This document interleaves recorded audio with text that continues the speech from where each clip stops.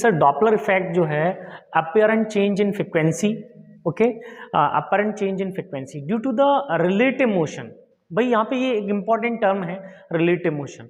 Sir listener और source या observer और सोर्स के बीच में सर यहाँ पर अपरेंट चेंज तभी हो सकता है जब यहाँ पर रिलेटिव मोशन हो, और relative motion you know very well, okay. तो बच्चों आप लोगों ने ध्यान देना है कि जो डॉपलर इफेक्ट है तभी पॉसिबल है, और इसकी यही लिमिटेशंस हैं कि सर रिलेटिव मोशन होना चाहिए। क्लियर? ऐसा नहीं हो सकता कि सर सोर्स एंड साउंड अपनी जगह पर रेस्ट में है और एयर जो है फ्लो कर रही है, उस केस में डॉपलर इफेक्ट होगा, नहीं होगा। ठीक है, इस बात को आप ध्यान रखें। डॉपलर इफेक्ट तभी पॉसिबल है जब रिलेटिव मोशन होगा। किस किस के बीच में? तो बेटा हम कह सकते हैं कि सर सोर्स और ऑब्जर्वर के बीच में क्या होना चाहिए, यहाँ पे रिलेटिव मोशन होना चाहिए। ठीक है, कुछ फॉर्मुलेशन हम इसके ड्राइव करके देखते हैं। ठीक है, और कुछ चीजें हम बेसिक जानते हैं इसके बारे में। तो बच्चों सबसे पहली बात होती है कि सर हमें अपरेंट फ्रिक्वेंसी बेसिक फ्रिक्वेंसी से या फंडामेंटल फ्रिक्वेंसी से कब ग्रेटर सुनाई देगी, राइट ना, या कब ग्रेटर होगा। तो इस केस को हम देखें, the apparent frequency is greater than sir fundamental frequency. Okay, कब? व्हेन सोर्स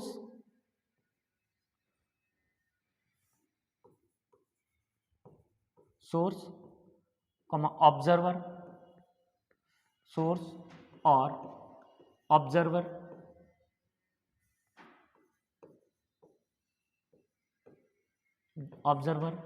और बोथ सोर्स एंड ऑब्जर्वर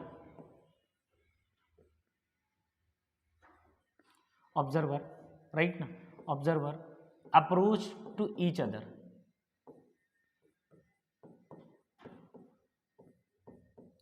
या तो हम कहें कि सर सोर्स स्टेशनरी है, ऑब्जर्वर मूव कर रहा है, अप्रोच कर रहा है सोर्स की तरफ, ओके।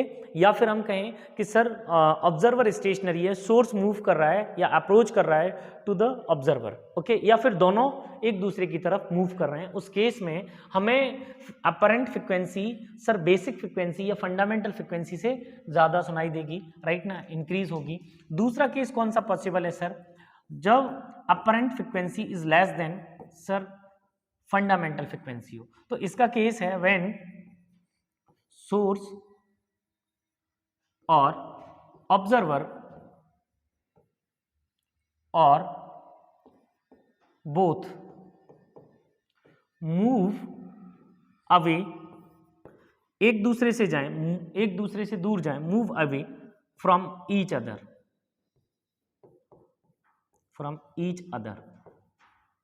ठीक है, फ्रॉम ईच अदर।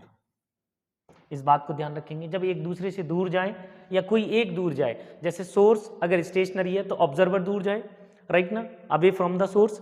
और अगर ऑब्जर्वर स्टेशनरी है तो सोर्स आपका दूर जाए, ठीक है, या फिर दोनों दूर जाएं। तो उस केस में क्या होगा सर, यहाँ पर हमें जो अपरेंट फ्रिक्वेंसी है वो लेस देन होगा फंडामेंटल फ्रिक्वेंसी से, ठीक है, चलेगा।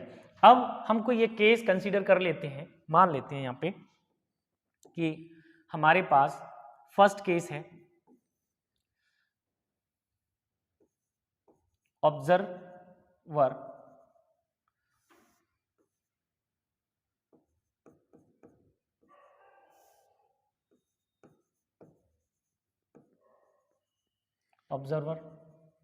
Moving while source stationary, okay, ऐसा केस है। तो बच्चों हम जब इसको देखते हैं कि भाई ये हमारा ऑब्जर्वर है, ठीक है, और ये हमारा सोर्स है, ओके। अब बच्चों आप ध्यान दीजिएगा इस बात को कि ऑब्जर्वर मूव कर रहा है, अप्रोच कर रहा है सोर्स की तरफ, कितनी वेलोसिटी से? vo से। लेकिन बच्चों साउंड का जो प्रोपेगेशन है वो ऑब्जर्वर की तरफ ही रहेगा, इस बात को आप ध्यान रखें।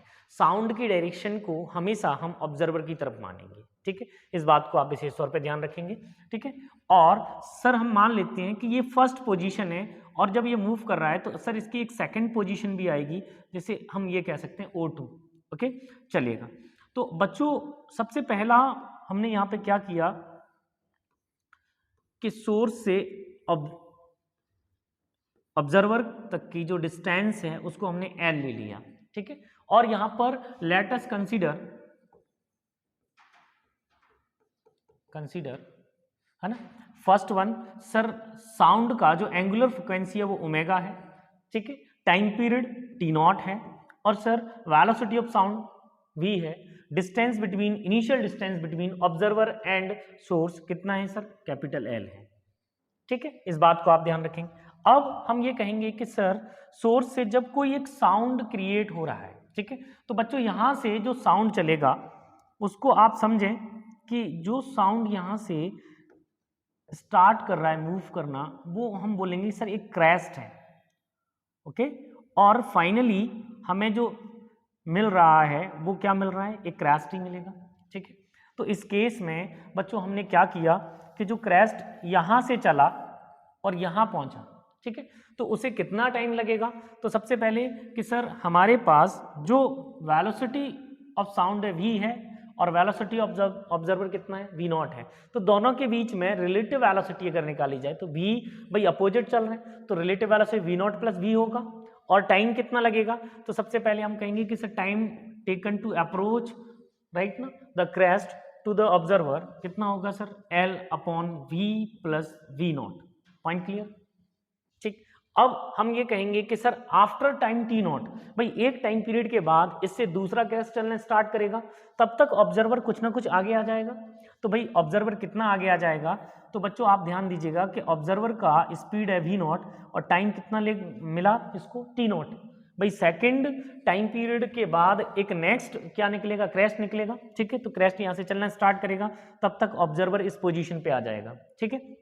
तो आप ध्यान दीजिएगा यहां तक का जो डिस्टेंस होगा वो L minus v not t not होना चाहिए। Point clear.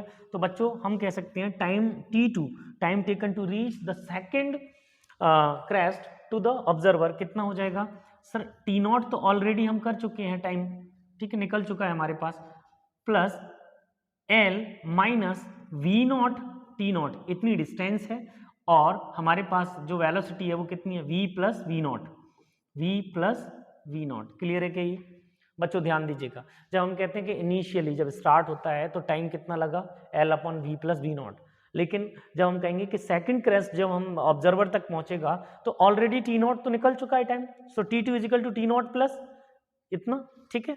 अब अगर हम कहें कि थर्ड क्रेस्ट आएगा उस केस में टाइम कितना होगा, तो T2 नॉट हम ऑलरेडी इसको कवर कर चुके होंगे टाइम को, प्लस हमारे पास L, और यहाँ पर ये जो यहाँ आई है टी नॉट टाइम में, so sir next T not में यहाँ आ जाएगा, मीन्स हम ये कहेंगे कि L माइनस 2 टी नॉट हो जाएगा। कुल मिला के अगर ऑब्जर्वर की पोजीशन यहाँ पर है, next v not t not और कवर कर लिया है, तो बचा हुआ डिस्टेंस यहाँ पर कितना बचेगा, L minus 2 t not v not, यही होगा बेटा।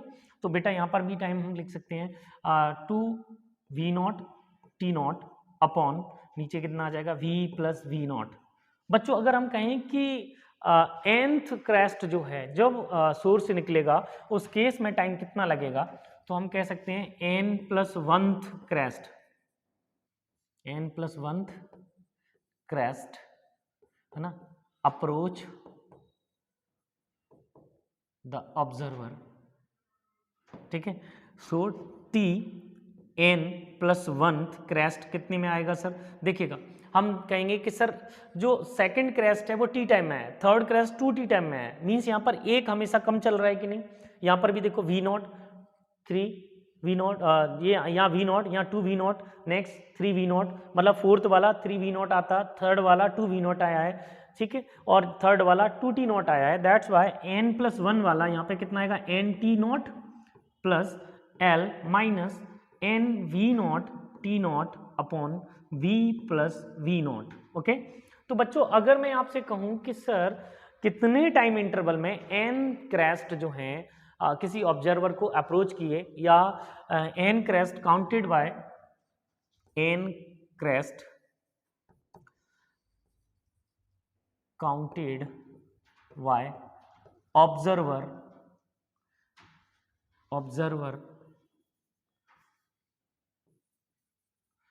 इन टाइम इंटरवल, ओके कितना टाइम इंटरवल में मिलेंगे, तो बच्चों हम कहेंगे कि Tn+1 का टाइम माइनस T1 का टाइम कितना आ जाएगा बेटा। यहाँ पर हमारे पास जो वैल्यू निकल के आ रही है इसमें से हम T1 को सब्ट्रैक्ट करेंगे, ये वाला जो वैल्यू है इसमें से इसको सब्ट्रैक्ट करके देखते हैं। सो बच्चों यहाँ रखेंगे nT0 plus L minus nV0 T0 upon V plus V0 minus sir कितना L upon V0 plus V, okay या इसको सही प्रॉपर लिखें V प्लस V0। बच्चों जब हम इसको सॉल्व करते हैं तो हमें क्या मिलता है कि L अपॉन V0 राइट ना, और L अपॉन V0 ये माइनस का ये प्लस का ये कट जाएगा, तो आप लोग देखेंगे कि ये वाली जो वैल्यू है ये कट जाएगी, बट यहाँ पे V0 और V प्लस बचेगा। तो इस केस में हमारे पास जो वैल्यू बच रही है वो क्या है sir nT0 minus nV0 T0 upon V plus V0, ठीक है बच्चों। यहाँ पर अगर n क्रेस्ट हमें इतने टाइम इंटरवल में मिलते हैं तो हम यहाँ पे कह सकते हैं कि टाइम पीरियड कितना है, ओके सो हम कह सकते हैं time interval upon number of crest इतना लगा सकते हैं, तो चलिएगा। सो टाइम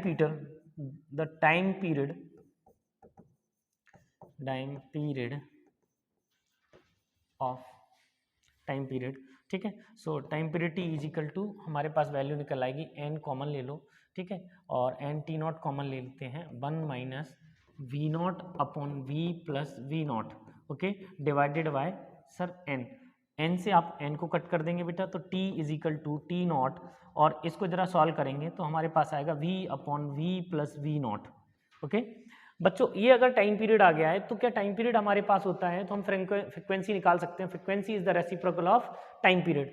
सो बेटा यहां पर कह सकते हैं फ्रीक्वेंसी या अपरेंट फ्रीक्वेंसी,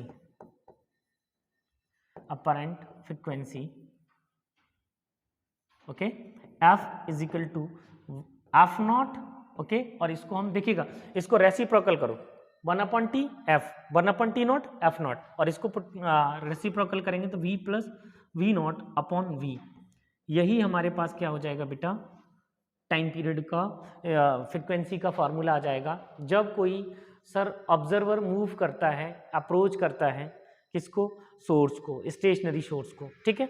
लेकिन बच्चों अगर ऐसा हो कि ये ऑब्जर्वर जो है अवे फ्रॉम द सोर्स जा रहा है, उस केस में क्या होगा, तो for condition the observer move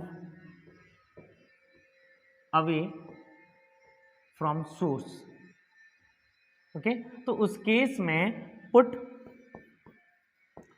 V0 to minus V0 को क्या पुट कर देंगे माइनस V0, तो बेटा हमारे पास नेक्स्ट फॉर्मूला क्या बन जाएगा sir F is equal to apparent frequency है ना, इज इक्वल टू अपरेंट बोल सकते हैं F0 है ना sir V minus V0 upon V, ये नेक्स्ट फॉर्मूला बन जाएगा बेटा मेरे पास, इस बात को आप ध्यान रखेंगे, ठीक है।